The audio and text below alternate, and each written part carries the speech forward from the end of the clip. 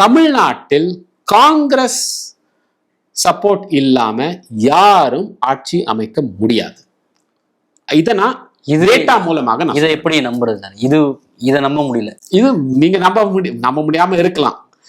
அதாவது களத்துல யாருமே காங்கிரஸுக்கான ஆதரவு இல்லை அப்படின்ற ஒரு பொதுவான பார்வைதான் இப்ப இருக்கு. அது இருக்கு. ஏன்னா அது இதுவரையும் இப்ப கூட்டணியில தான் நீங்க ஜெயிச்சிட்டு இருக்கீங்க அப்படின்ற ஒரு பாருங்க.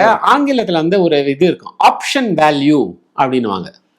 ஆப்ஷன் வேல்யூனா காங்கிரஸ்க்கு தனியாக நீங்க பாத்தீங்கன்னு வச்சுக்கோங்க, அது 4%, 5%, 6% அப்படி இப்படின்னு சொல்லுவாங்க.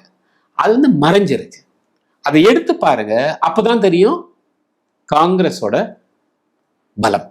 பாஜகவுக்கு எதிர்ப்பாக ஒரு சக்தி, இந்தியாவில் ஒரு சக்தி, நம்பக்கூடிய சக்தி காங்கிரஸ் மட்டும்தான் அப்படின்னு தமிழ்நாட்டுல ஒவ்வொரு வாக்காளரும் புரிஞ்சுக்கிறாங்க. அது நாடாளுமன்ற தேர்தலுக்கு அப்படி யோசிப்பாங்க. தமிழ்நாட்டிலேயேங்க இப்போ தமிழ்நாட்டிலேயே என்ன பயம்னா, ஐயோ காங்கிரஸ் இல்லைன்னா இவங்க நாளைக்கு மாறிட்டாங்கன்னா யார் திமுகவா யார் வேணா இருக்கலாம் அப்படின்ற ஒரு பயம் இருக்குமா இல்லையா? காங்கிரஸ் இருக்குதுனாலதான் திமுக அந்த ஒரு இருக்காங்க அப்படின்றீங்க.